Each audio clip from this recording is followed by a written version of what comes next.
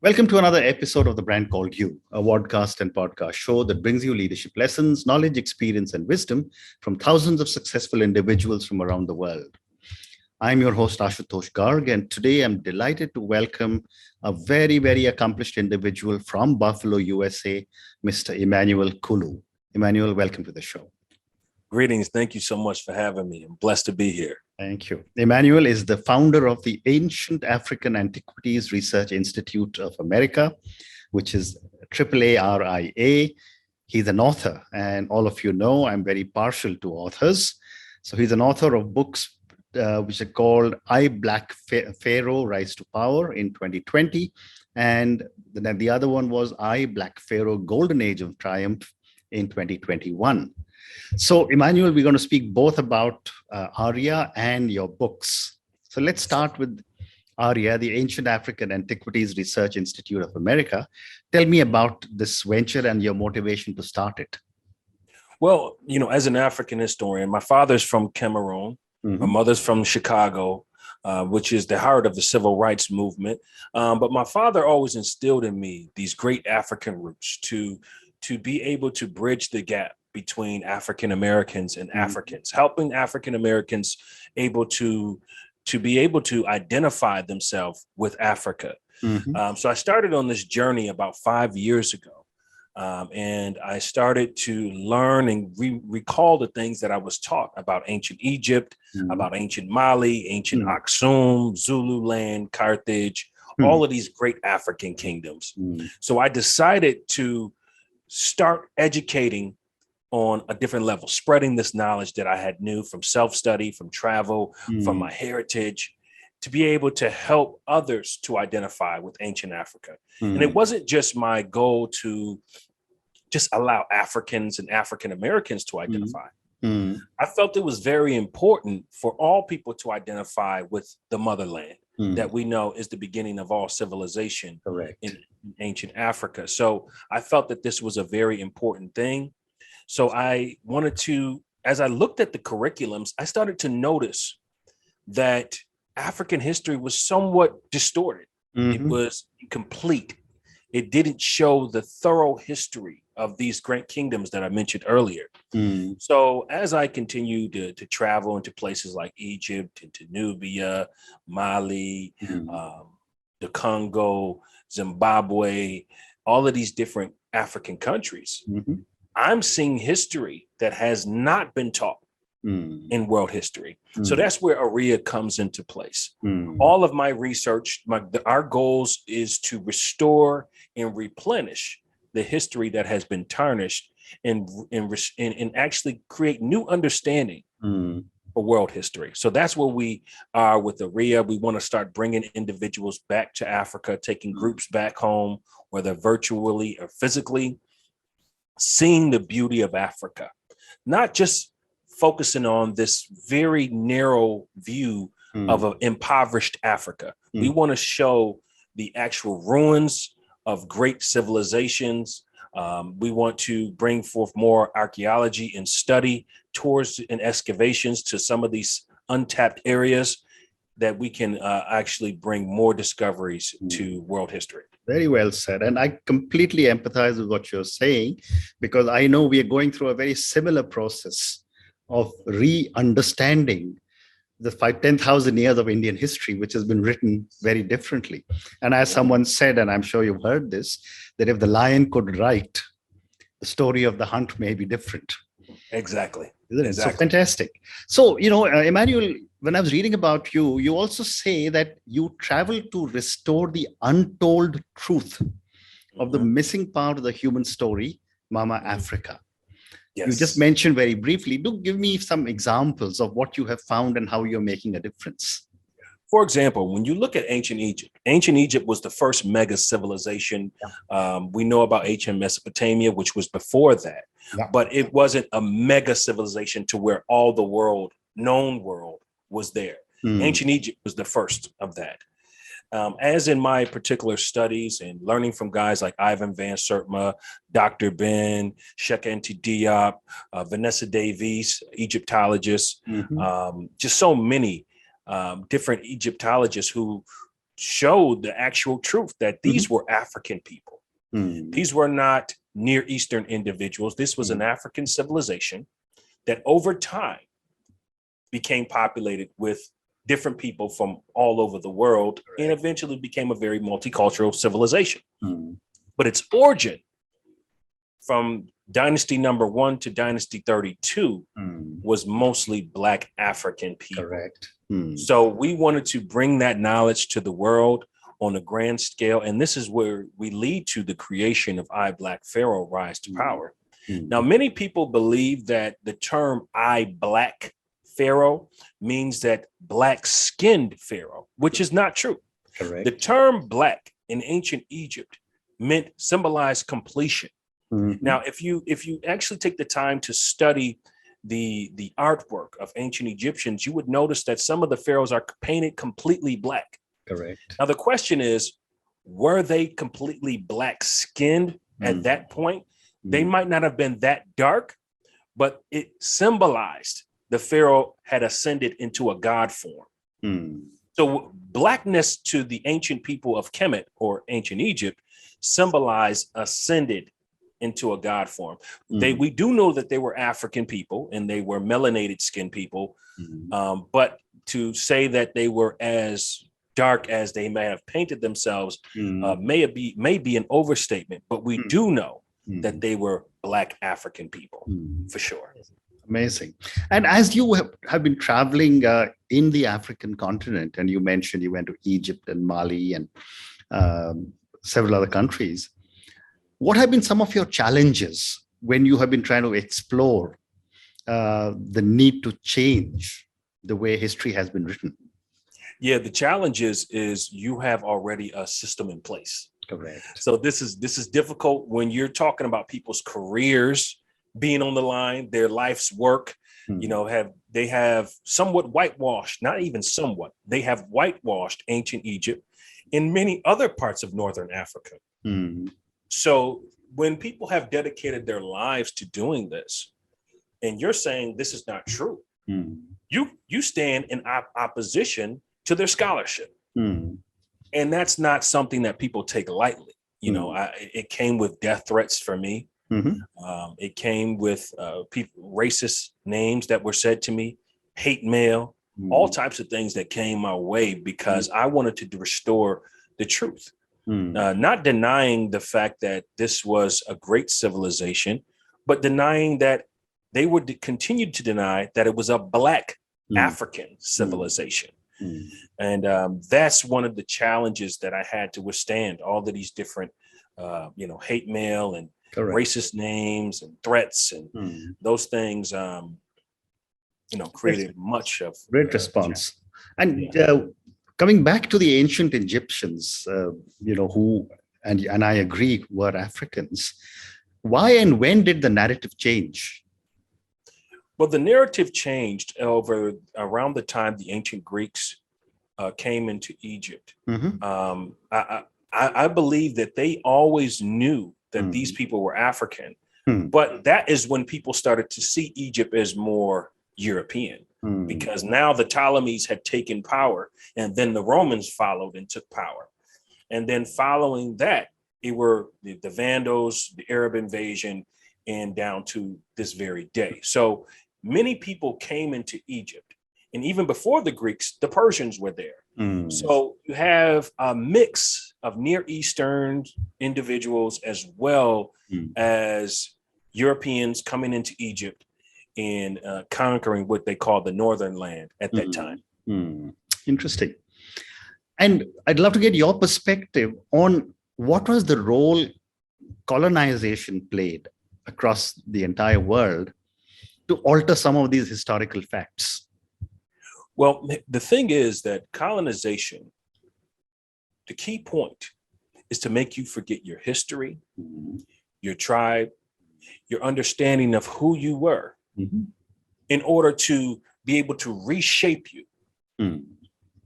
So what we had the overthrown, we had many palace coups in ancient Africa that happened for these things to happen. Now, ancient African kingdoms were ruled by families, royal families. Now, when these families and these priests and these leaders were either exiled or murdered, it left the kingdom wide open for a new regime to come in. And this is just what happened. And this created a lot of division within African countries who were actually, you know, merchants and tradesmen with each other. And then immediately it became conflict with each other. So you start to see how colonization was a way to change the mind frame of understanding that what you have here is not as great as what we had up in Europe. And they started to push that mind state to many African countries, which led a lot of African countries into disarray, not realizing that Africa is the number one sources of resource in the world. So Europeans had their minds fixated on overthrowing the African kingdoms and taking advantage of the resources. Well said. And my next question to you is that, based on all your travels, is there a move in different countries to rewrite the incorrect perspective that has been put down in history books? There is. Let's say, for example, in Egypt, you have your people who are in Aswan. Aswan, Egypt is in the southern part of Egypt.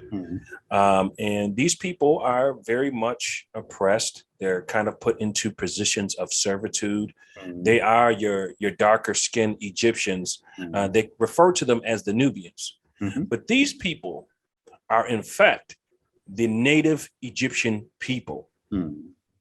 They are the ones who still speak the Pharaonic language to this day. So there are people who know these things, but the movements and the way the governments, and many governments in Africa are, they can be quickly silenced. So I would say the movements are not as large as they are in places like the Americas and UK, where we have more freeness of speech to speak about these injustices and these atrocities that happen in ancient Africa as opposed to in Africa itself. Very interesting. And one more question before I move further.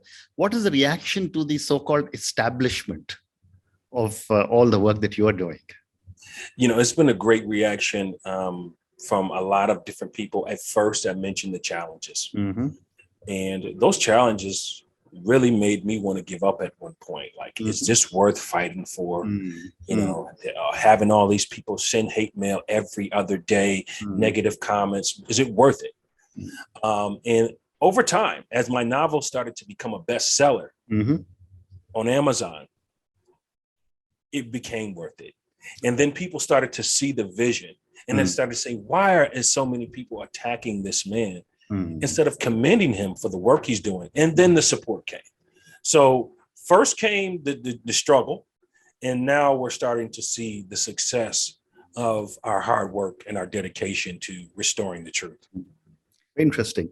My next question is, Emmanuel, you know, if you go to the museums around the world, in the developed world, most of the artifacts which represent history, culture of different countries has come either from large parts of South Asia or Africa. Yes. Are countries actually working to take their historical artifacts back to their countries to restore what was lost? Yes. For example, Nigeria. Nigeria, the ancient Benin Kingdom in Yoruba, they have been pleading with the French and the British Museum to return the stolen African resources, as well as our brothers in India as well, to return these stolen ancient artifacts that are so connected to the culture of these people. I mean, you have these artifacts, some were worshipped, some were a part of a certain tribe or a part of a certain culture. You know, Brother Kaba Kabane once told me that culture is to a human as water is to a fish. Correct. If you remove the culture from a person, they start to forget who they are, Mm. forget their sense of their history. Mm. And this is what's happened to Africa and India to replace those cultures with more Western civilization and more Western understanding. So these are things that have been happening, and we're seeing that countries are now begging and pleading and asking and requesting for their artifacts to be returned. And to to France's credit, they're slowly giving some back, but not all of them yet, because they have the fear of losing a whole entire section in their museum. Absolutely. Well said. So let me now move to your books, Emmanuel. You've got two books, one in 2020, one in 2021, I Black Pharaoh, Rise to Power, and the other one is I Black Pharaoh, Golden Age of Triumph. Tell me about these books. But before that, are these available on Amazon? Yes, they're available on Amazon. They're all over the world. They're in India, South Africa, America, the US, Canada, all over. You can find them on Amazon, Barnes and Nobles, all of the great book sites. I want to send a special shout out to Pennant Publications to having the courage to take on this project. Debbie Stanton, she really saw it, and she says, in her travels to Egypt as well, she always knew this was a Black African civilization, and it's never been depicted as so. She knew it was kind of against the grain, but when no other publisher wanted to publish it, she saw the vision. So I want to send a special shout out to her. But these novels, the first one, I Black Pharaoh, Rise to Power, displays the rise of the great Pharaoh Tutmosis III, and also the Pharaoh Hatshepsut. Now, when I started putting together this story, I was looking for a warrior king, and I was looking for a queen of great renown. And I found that in this particular dynasty of the 18th dynasty. Hatshepsut was an African woman who had ruled the world for over 20 to 25 years. Wow. Now, when I tell you that she ruled the world, Egypt was the mega civilization of the world at that time. It was the place where everyone came to see the great architecture, to see, to discover the antiquities, to discover the science, the understanding of the solstice. Egypt was that place at that time. And they called it Kemet, which means land of the blacks. And Hatshepsut was at the helm of restoring Egypt to its glory days of the pyramid builders. And she created monumental constructions. She created trade routes with the land of Punt. And we also have evidence that she even traveled as far into South Asia as well. So we know that there was great relationships between her and the Near East, other African civilizations as well, as we see that a lot of the resources that she brought back were in modern day Ethiopia today. So we know that she was trading with them, and even trees and things that were plants that were brought to her kingdom and her palace were from different parts of Africa. So she did this. Then you had following her this great king pharaoh, Tutmosis III, who was known as the Black Pharaoh, who conquered as far north as the Black Sea and as far south as ancient Kush. So this kingdom, Egypt, was one of Egypt's greatest expansion periods under this man's reign. So between these two, it was an excellent time for me to show both a great African king and an African queen at the same time. Amazing, amazing. So Emmanuel, we've got time for one more question, and this is for many viewers and listeners who will listen to our conversation. Based on your incredible journey in rediscovering your roots, and I'm hoping someday we'll see another book coming out like Alex Haley on your journey through Africa. What would you say are 3 lessons you would like our viewers and listeners to take away from our conversation? Well, I would like the viewers to take away that stand on what you believe in. You are going to face, when you're trying to change something, it brings a lot of fear to the table. And when people have that type of fear, it sometimes brings forth hate. Mm-hmm. But understand the purpose in which my father helped me understand that it's the greater good. The greater good outnumbers the bad names that you're going to be called. Correct. And this is something I held tight to my heart when I was going through this journey.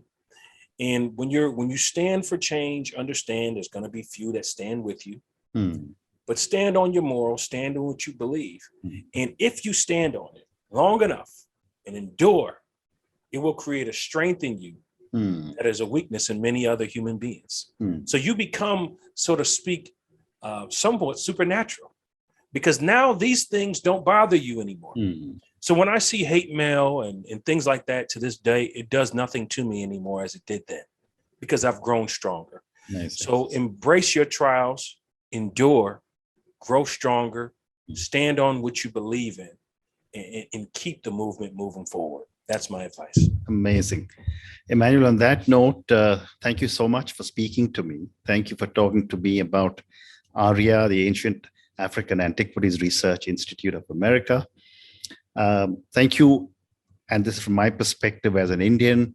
Thank you for doing everything that you are doing to be able to restore so much of the incorrectness that has been presented in various parts of the colonized world. Thank you for everything that you're doing for Africa. And thank you for speaking to me about your books. Thank you again and good luck. Thank you for having me. Thank you for listening to the Brand Called You videocast and podcast, a platform that brings you knowledge, experience, and wisdom of hundreds of successful individuals from around the world. Do visit our website www.tbcy.in to watch and listen to the stories of many more individuals. You can also follow us on YouTube, Facebook, Instagram, and Twitter. Just search for the Brand Called You.